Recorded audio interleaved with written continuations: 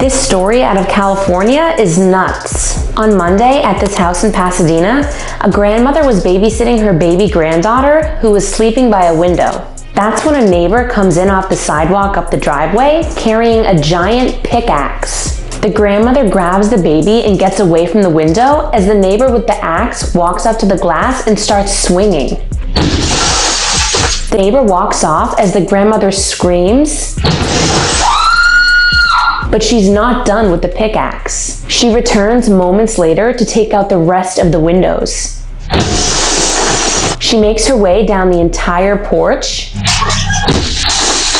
and when she's finally done, she leaves behind a warning. I'll be back! Get out! Police shortly arrested the neighbor at her home a few blocks away. The family is traumatized this happened to their house, but safe otherwise. The woman with the axe was apparently suffering a mental health crisis and may face criminal charges. A recent government report found our country has a profound mental health care crisis. The average American waits 11 years between the onset of mental health symptoms and treatment.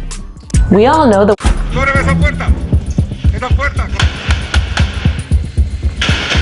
This is the stuff movies are made of, except this isn't fiction. This is reality. Today we're highlighting 3 of the most powerful gangsters in the world and their criminal careers. Number 3. The Godmother. Before Pablo Escobar, there was Griselda Blanco, known by many names that include the Godmother. Blanco got her first taste for drug dealing while working for the Medellin cartel. After climbing up the ladder, she left to build her own operation trafficking drugs from Colombia into the United States. Later, the DEA says they sought containers.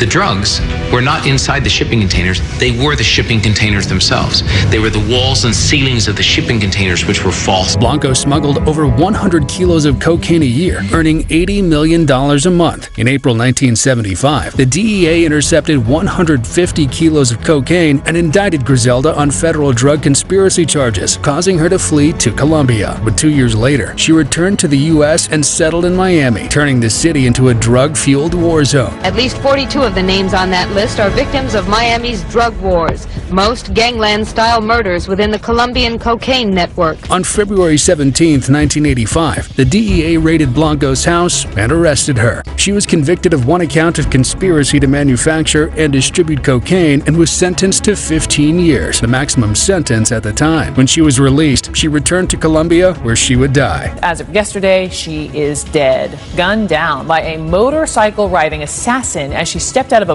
butcher shop in Medellin, Colombia. Griselda was reportedly responsible for more than 200 murders and had a net worth of $2 billion. Man, that's crazy. They got Griselda Blanca.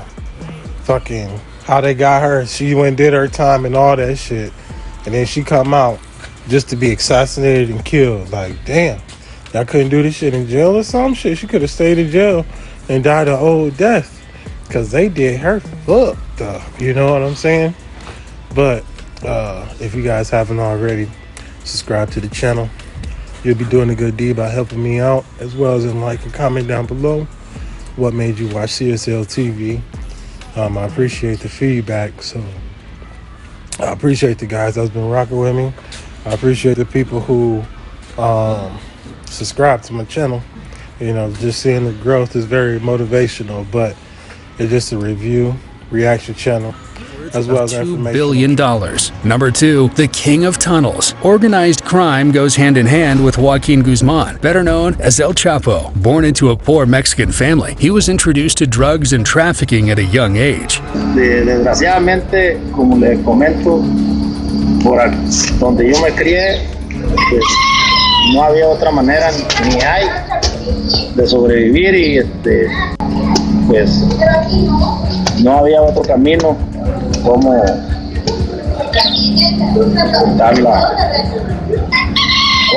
By the 1970s, he was moving drugs from his hometown of Sinaloa into the United States with the Guadalajara cartel. After the cartel was disbanded, El Chapo formed the Sinaloa cartel. He exported more drugs into the U.S. than any other trafficker in history. An underground tunnel as long as a football field linking Mexico and Arizona.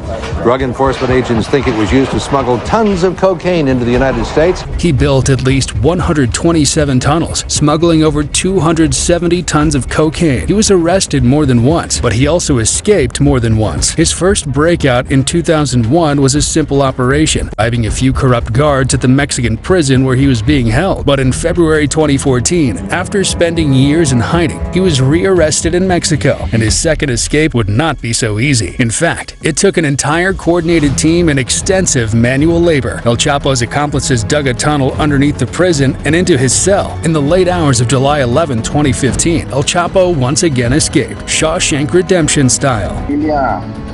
Los días que Dios me dé. Si pudiera cambiar usted el mundo, lo cambiaría. Yo, para mí, a como estamos, muy feliz. ¡Esa puerta! ¡Esa puerta!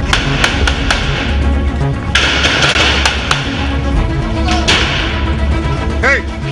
This GoPro footage was captured on January 8, 2016 during a raid in Sinaloa to apprehend the drug lord. After a shootout, he was arrested and extradited to the U.S., where he would be charged with drug trafficking, money laundering, and murder conspiracy. Minutes ago, a federal jury here in the Eastern District convicted Joaquin El Chapo Guzman Loera on all counts of the federal indictment. El Chapo was sentenced to life in prison. His highest net worth was $26 billion in 2010. Hey, now they call this dude the Lord of the motherfucking tunnels. And it's funny that he fucking even was trying to escape in goddamn jail. Now, I don't know why somebody like this guy, you know what I'm saying, they will put in anything that got ground or underneath shit to it. The best thing for this motherfucker to be is to be peanut butter and jelly. You know what I'm saying? In the middle. You can't have this nigga on the ground floor. You damn sure can't have him on the top floor. So you gotta make his ass peanut butter and jelly and keep him in the goddamn middle so he can't escape, fucking maneuver, do anything. And if he was to get out of that situation, then you know it's somebody in the inside that got his motherfucking ass out of there. Number 1, Lord of the Skies. He was born Amado Carrillo Fuentes, but would become the Lord of the Skies, another infamous Mexican drug lord. As a kid, he harvested marijuana working for the Guadalajara cartel, which was run by his uncle Ernesto Fonseca Carrillo. Ernesto taught Amado his drug smuggling ways, and Fuentes rose up through the ranks inside the cartel until he decided he wanted his own. In 1989, he pulled the Juarez turf of the Guadalajara cartel and formed the Juarez cartel with Rafael Aguilar Guajardo. Their partnership ended in blood. In 1993, he assassinated Guajardo and took control. There was a time when Amado was moving drugs in old commercial airline, moving it by the ton. 10 tons of coke, pure Colombian coke, in a passenger airline. That's how he got his nickname, El Señor de los Cielos, Lord of the Skies. He smuggled up to 15 tons of cocaine at a time into the U.S. In July 1997, Fuentes underwent surgery to alter his appearance. The operation seemingly went well, but he was found dead the next morning. His net worth was $25 billion. I ain't never heard of this guy before. I never heard of him before. I thought motherfucking Pablo was gonna be in this bitch, on God. But I guess Pablo didn't make the top 3. So what I'm gonna say is, these motherfucking drug lords, man, how smart they was. They could have been anything. Anybody that can organize an organization like that and can run that shit the way they was running it, I mean, you fucking smart, because you got the mastermind to be able to plan and put some shit together and make that shit go. But unfortunately, this guy was trying to redo his face, and I think it was an inside job that somebody motherfucking killed his ass for what he did to a family member. And all I'm gonna say on that is, y'all be safe, be careful. Not because these guys are drug dealers or etc., but just in general, it's a crazy world we living in now. Why haven't they executed a search warrant inside? Police have virtually nothing. He looked harmless to me. Much of the assault was videotaped. Every detail is monstrous. I just want to see my little brother again. He was abducted for a purpose. He did the exact same thing to me, only he didn't tell me. What happened behind closed doors had their neighbors living in terror and earned them their nickname, dubbed the Ken and Barbie killers because of their extreme good looks. 17-year-old Carla Homolka and 23-year-old Paul Bernardo met at a restaurant, and it wasn't long before Paul was controlling every aspect of her life. She was a naive, simple, innocent, helpless child. Paul had behavioral and violent sexual impulses that worsened as the relationship continued. Later, Homolka would tell her psychiatrist Bernardo was already tightening his grip and that he'd begun hitting her. Soon, Carla would come to learn his dark secrets. Don't worry, honey. There's a girl in the basement, and go back to sleep. Paul was the Scarborough rapist, a notorious criminal who had been terrorizing girls at night and leaving investigators scrambling to find his identity. The nature of the beatings, what the victims had endured, clearly told us that we're dealing with a sexually sadistic offender. Instead of running, Carla began to participate. And next on Paul's obsessive mind was her younger sister, Tammy. She assaulted her sister. It was absolutely mind-boggling. Carla offered Tammy as a Christmas gift to him. She drugged her with sleeping pills and they attacked her while she was unconscious, but it did not go as planned.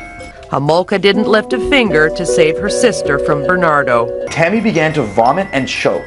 The couple called 911 and cleaned the scene as Tammy died. At the time, the couple's lies convinced police Tammy's death was an accident, but it would return to haunt Carla. They would continue to kidnap girls together, assaulting and torturing them, and Paul's violent urges only accelerated. It must have been very hard for her to digest the reality of the situation she was involved with. He relied on Carla to lure the girls in. You send a young, innocent woman to ask any question, your guard is down, it takes 2 seconds to throw someone in a car. And she would record their disgusting acts on camera while they drank and listened to loud music. These twisted crimes did not kill their romance. In fact, they were married the next year. Their fairy tale wedding is complete with a horse-drawn carriage. At face value, it was a beautiful wedding, but if you talk to the friends and the relatives, everybody knew that it was just a big charade. That very same day, the remains of 14-year-old Leslie Hamafi were found. That's just an irony that would keep me up most nights thinking about that. Paul had kidnapped her. Paul would have come by in his car, offered her a drive home, and then her life just fell into hell. He brought her back to their home where she was blindfolded, assaulted, and strangled to death. It was gruesome. Who could kill a young teenage girl? Carla helped him discard the body. Her dismembered body parts were found encased in concrete. The following year, the couple did it again. 15-year-old Kristen French was abducted in broad daylight from a church parking lot. They kept her for 7 days and forced her to drink excessive amounts of alcohol and watch recordings of their previous attacks, all before discarding the body for police to later discover. Kristen had been sexually assaulted, beaten, and strangled. Her body was found on this Burlington side road. Due to DNA testing backlog and the lack of witnesses, these crimes went unsolved. There's been no arrest. Any idea how long it might be? Nothing to say at this time. It wasn't until months later, after severe injuries from Paul's abuse, Carla was hospitalized and convinced to press charges. She describes her role as both victimizer and victim. If I didn't say the right thing, he'd hit me. He held knives to my throat. He told me I better watch my back. He said, always watch your back with me. Paul was arrested for domestic abuse and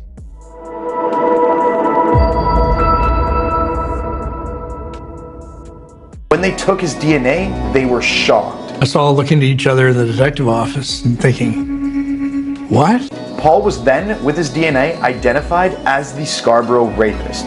The fact is that science could have caught this guy way before he was caught. Police contact Carla to discuss the DNA results of the Scarborough rapist case. In exchange for extensive intel on Paul's crimes, Carla Homolka entered a plea deal. I'm cooperating with the police fully. They're being very nice to me and treating me like the victim I am. This would reduce her sentence to only 12 years behind bars. She's considered a model prisoner and, according to her psychiatric reports, poses no danger to the public. Paul Bernardo, who scored 35 out of 40 on the psychopath checklist, was given life in prison. One of our country's most notorious killers, Paul Bernardo. He has just been denied parole again. Today, Carla lives freely with her second husband and their 3 young children, even volunteering at the local school, despite her community's concerns. Can I talk to you for a second? No, you can't. How would you feel knowing that your child is interacting with a person who's a serial killer? It's not right. Do you think justice was served to Carla? Was she complacent? Or was she truly just another one of Paul's victims? I think that shit was real messed up. Dude pretty much manipulated his girlfriend to do what he wanted, and he figured out it was a lot easier to have a girl to manipulate motherfuckers with and shit like that. So I just feel real messed up to know that a lot of people prey on weak-minded people so they can manipulate them into doing things that they want to do. Man.